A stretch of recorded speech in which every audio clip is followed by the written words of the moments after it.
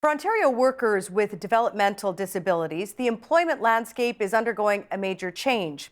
So-called sheltered workshops will be replaced by employment in the community suited to each individual's capacity.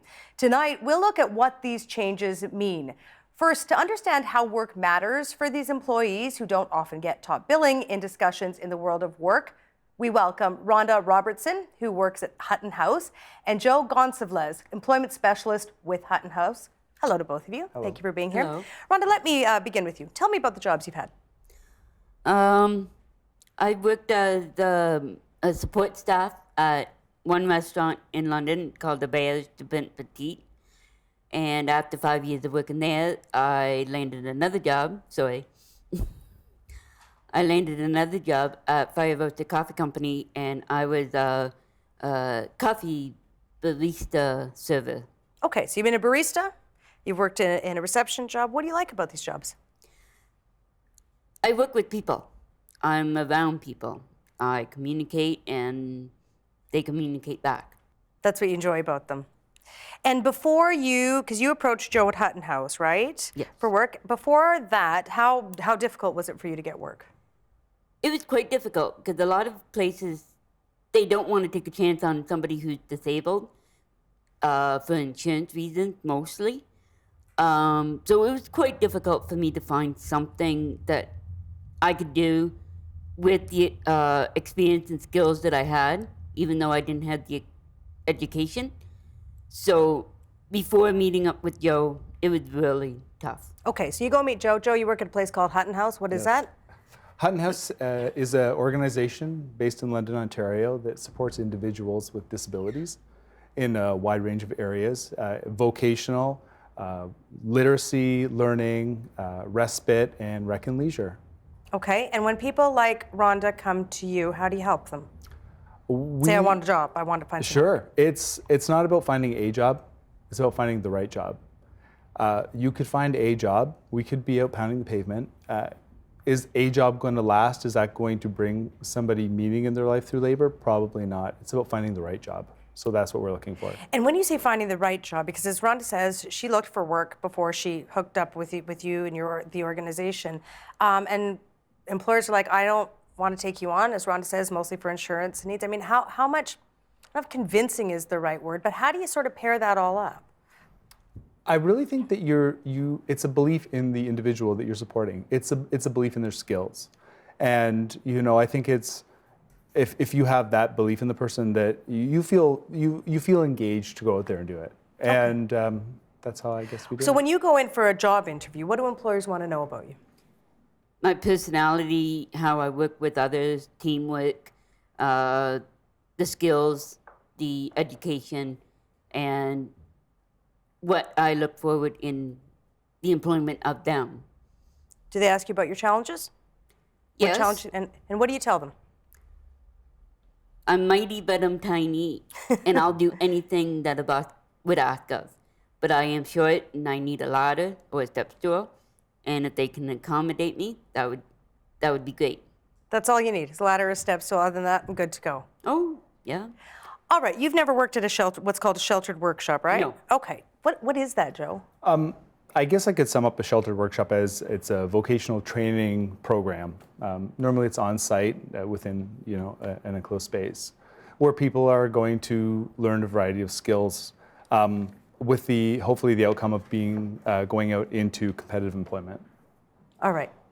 What do you think of them? It's a difficult question. I think that I could sum up the value of social. I think that the value of social for all of us is so very important. And I think that in my experiences with sheltered workshops, there's such an important social component. And I couldn't take that away from anybody. But I think that goes the same with inclusive work environment as well.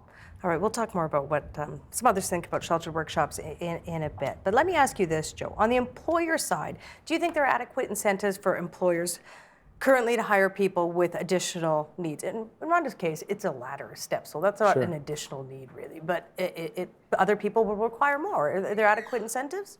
I feel that there are. I think that the best incentive is a skilled laborer, skilled worker. And I think everything after that is secondary. I think it's higher for the skill.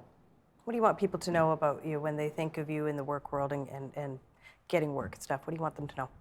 That I'm a good worker, I communicate well with employers, employees, and the community.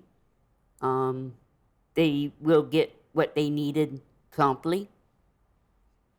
Rhonda and Joe, thank you both very much. Thank you for having us. There are an estimated 65,000 adults with developmental disabilities in Ontario. The province funds 370 agencies across our province that deliver services to people with developmental disabilities and their families, including employment training and supports. Ontario invests more than $1.8 billion in developmental services each year. By 2017-2018, that figure will grow to more than $2 billion a year. The Ontario government announced late last year that it will no longer place new workers in provincially funded sheltered workshops. Here for more are Pamela Cushing, founder and director of the Disability Studies program at King's University College at Western University, Michael Bach, executive vice president of the Canadian Association for Community Living, and Donald Goose-Sala, a developmental services worker. Hello to all three of you. Thank you for being here. Let's just start with the province makes a decision late last year, no more of these things. What do you think of it? What do you think of the decision, Donald? Well, I think there are changes that need to be made to the programs. They certainly could use modernization, but I think in terms of the changes that need to be made, we need to take a step back, take a deep breath, and look at collaboration between various levels of government and agencies to make sure the changes that are made are progressive. We're not talking about a population that presents a unified front where all individuals are in the same situation and require the same approach. There are a lot of individual differences that need to be considered, and what works for some might not work for others. So, for instance, bringing people into a community workplace is obviously going to be the goal for everybody, but there are going to be people that we support, people with disabilities, that are either unable to get into the community workforce for various reasons, or they might not want to work in the community workforce. I know some of the people I work with, I've been running a community employment initiative to try and secure and facilitate community employment for the people I work with. And one of the candidates that I spoke to, because I interview them before we actually go through the process, what came out of that interview is that she actually didn't want to work in the community. She was much happier working in her vocational program with her peers there because that's where she was comfortable. That doesn't mean that in the future there cannot be a change in her attitude or that she cannot be brought into the community workforce, but for a population that has trouble speaking up for itself, we can't tell them that we're going to make these changes to your life because we think that it's going to improve your quality of life without considering what their opinion on the matter is. Okay, we'll get more into all of that in a sec. But the province's decision, Michael, a good one, a bad one? Oh, I think it's an excellent decision. It's long overdue. I certainly agree. How this gets executed is really the question. But the fact that we've got thousands of people in this province working in sheltered workshops and day programs for far below minimum wage, I think has just been disgraceful. So I just hope I'm pleased the provincial government's finally taken this leadership. And I agree, we've got to bring the stakeholders together and figure out a plan to make this work for everybody. Where are you on this? Was that a good decision, saying no more, not in this province? I think sort of in between the two of them, it is a good decision to make some evolution of these programs, but to shut them all would be making the same mistake we made during part of the deinstitutionalization period in the 60s and 70s, where we sort of scandalized, again, a journalistic exposés by Pierre Burton and others and said, well, let's just shut them all down. But the government hadn't done two other pieces. One, they hadn't figured out where are they going to go instead. And number two, a piece that continues to be missing today is they didn't figure out enough, what are we going to do about the negative public attitudes that, as Donald was saying, create an unwelcoming environment for people in workplaces and other recreational settings. So I think that public attitude change piece continues to be neglected. I got to be honest with you, I hadn't heard about sheltered workshops till a little. Where did these start? How did they start? Well, they started largely by parents who had sons and daughters with developmental disabilities, intellectual disabilities, back as early late 40s and into the 50s, because the assumption was that, first of all, their children wouldn't be going to school. In fact, the Education Act precluded that. And then as people came to the end of the special schools that parents created, the question was, well, now what? And there wasn't, to Pam's point, there wasn't the public sort of attitudes that people would have a place in the regular labor market. So we had to create an alternative, which was sheltered workshops.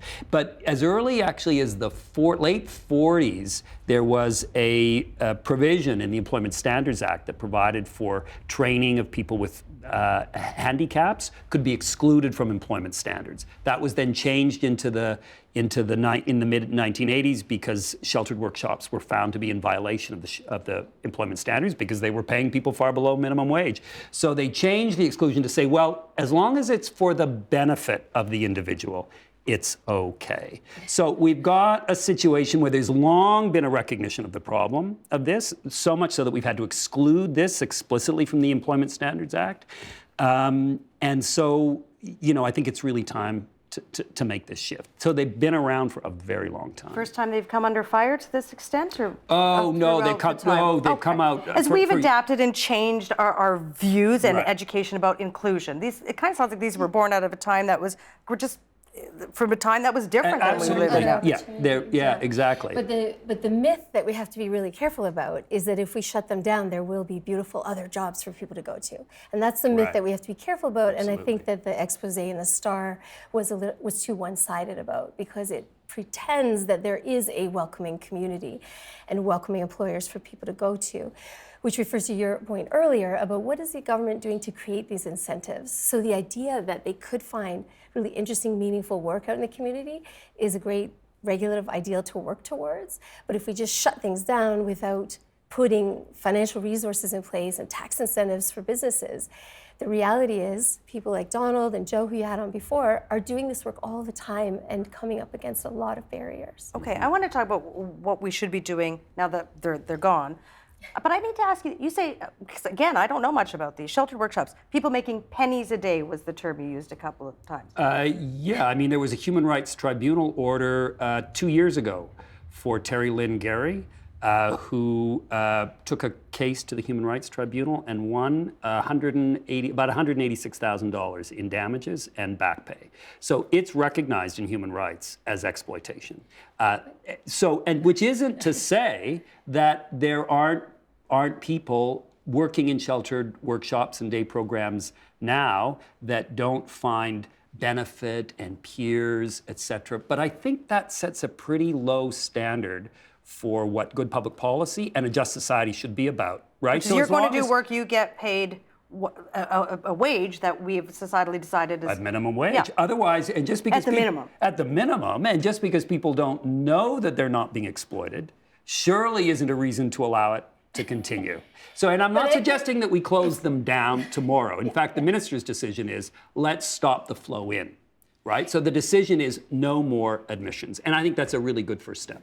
Fair criticism that they're getting paid nothing and that's not fair and that's why they should be shut down? It is a fair criticism. The point that I would counter with that is you have to look at why they're getting paid less than minimum wage. There are no laws, no legislation on the books compelling companies that provide contract work for that kind of employment to pay a minimum wage. As an example, if you have a program that is taking in contract work and say you have 20 people in the program and you want to charge the company that's giving you the contract work enough money to pay everybody minimum wage for, say, they work 4 hours a day, 5 days a week, for 4 weeks a month. Now, most of these programs, you're not working every day. It is work-based. It's not work only.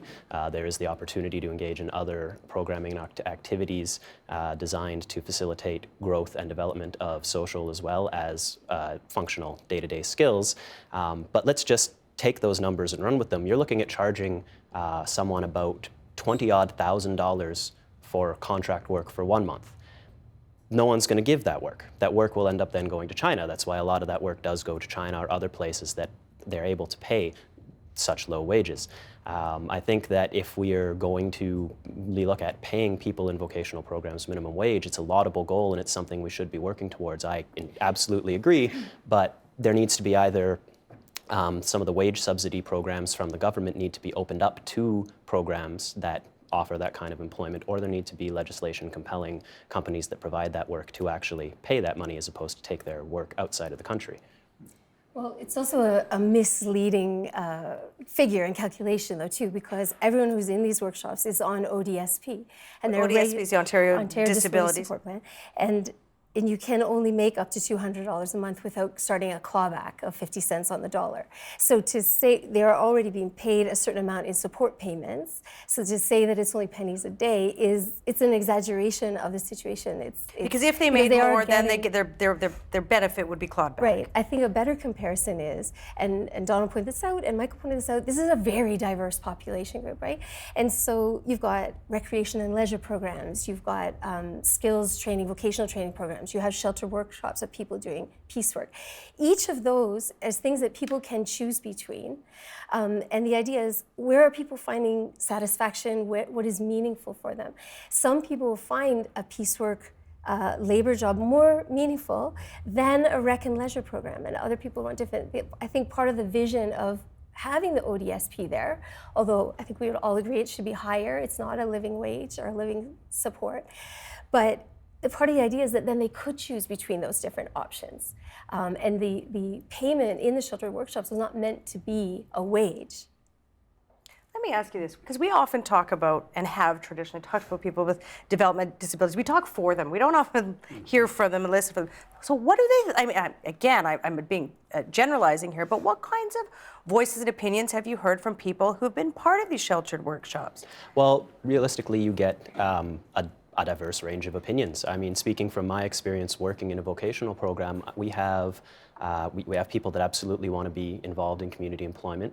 We have a couple individuals that I'm been looking to secure and facilitate community employment for. We've got one in a volunteer position with a local retailer. They weren't able to hire her, but she's getting references from it, and she'll be able to then compete for competitive employment in the community.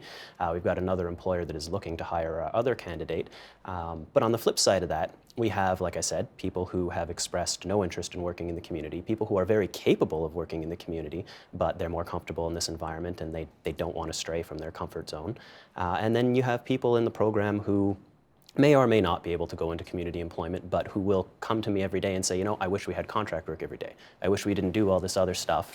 I think it's important to think, let's think about how expectations get formed, right? Sheltered workshops sit in a trajectory that starts from the time children are young and go into school. The problem is that there are not the expectations in school that young people are going to go into a regular labor market. This is the stream. This is the expectation. In Ontario, very interesting, very different approach in Alberta, where I think the vast majority of post-secondary institutions now have proactive programs to include people with developmental disabilities in post-secondary education in regular programs. They may not be getting a degree, but they're graduating. Over 80% of those people are going into employment. We've diminished people's expectations. We've diminished parents' expectations that this is the option. And I think we have to call that. We have to start much earlier. The fact that children and youth with developmental disabilities, the depression rate, mental health issues are 6 times that of the regular population. We're doing something really wrong from a really early age. We got to change the story so that it's not okay to be working for a few dollars an hour. And Go ahead, Pamela. I agree with changing the expectations, right. Absolutely. Disability studies and the whole program is about how do we change society, right, and how we view people, so I would totally agree there.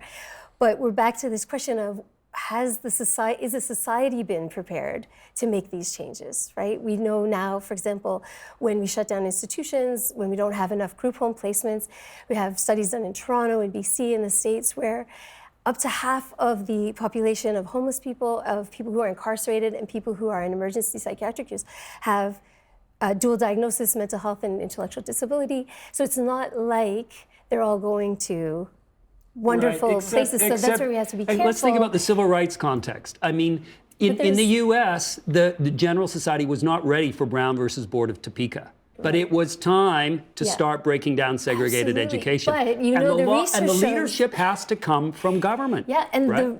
Absolutely, Brown versus that was great, but the research recently is showing the United States is as segregated racially now as it was at the time of that decision, because now it's segregated along class lines, which map onto racial lines. Right. So, So it's they not haven't- simple. The same, absolutely. So the same issue applied is the United States hasn't done that work to change the negative attitudes about race. And I'd say the same thing here. We could absolutely learn from the civil rights movement about how do we change attitudes? How do we show what are the gifts and capacities when you're a job crafter and you're going in? How do you talk about not just what this person can't do, but what are they going to bring to your organization? And As society catches up, as you both agree, society needs to. All three of you, I think, would agree with that.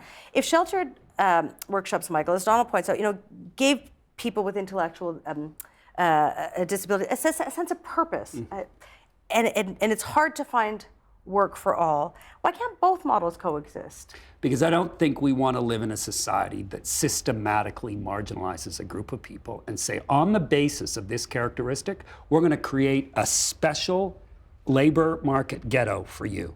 We wouldn't do it on the basis of race. We wouldn't do it on the basis of gender. It may happen. We may have segregated, ghettoized labor markets, but we know they're wrong. And it's not okay in this sector, just as it's not okay in other sectors. Our new initiative, Ready, Willing, and Able, that we've launched, is showing people with developmental disabilities across the country, and this is a national program we've launched. Employers want to hire people when people are supported to raise expectations for themselves, and their parents are. They're going into regular jobs with the supports they need. some of them. Some of them So are, and there's this going to be is- a small group. There's going to be a small group, and I accept that. But Small group that's left behind. that's left behind. Define small. I don't think we know yet, because our expectation is that sheltered workshops are going to be an option on the table. I don't think we can let the pressure off the provincial government to follow through on this decision and to keep going. We've got to bring service providers and parents and people with developmental disabilities themselves together to figure out a plan to do this, but I don't think they should be an option. And I'm thankful the provincial government has decided. Yeah, and I agree. I mean, MCSS is putting their money where their mouth is now. But I mean, even community living organizations that you're the head of continue to run these workshops now after knowing, as you said, for 40 years we've been talking about. I don't issues run with those. them. I run a national organization. Those are completely autonomous. You carry the same name. And we're cajoling and Yeah, encouraging. yeah, And there's some great examples at the local level of people of agencies that have transformed. And I think we can learn from those very successful So my lessons. concern is just that as we move in that direction and bring the stakeholders together, as you've both talked about, is that we not let people slip through the cracks, that we don't shut those doors. Yeah. And so the decisions seem to have been made with this in a knee-jerk way, response to the pressure coming out of journalism in the exact Only same way 30 it was years in the of 60s. pressure, Pam. Only the 30 to recent 40 pressure. years. All right, we're going to have to leave it there. Lots to discuss and lots to look forward to seeing what happens, how this all plays out. Thank you to all three of you. Appreciate it. Thank you.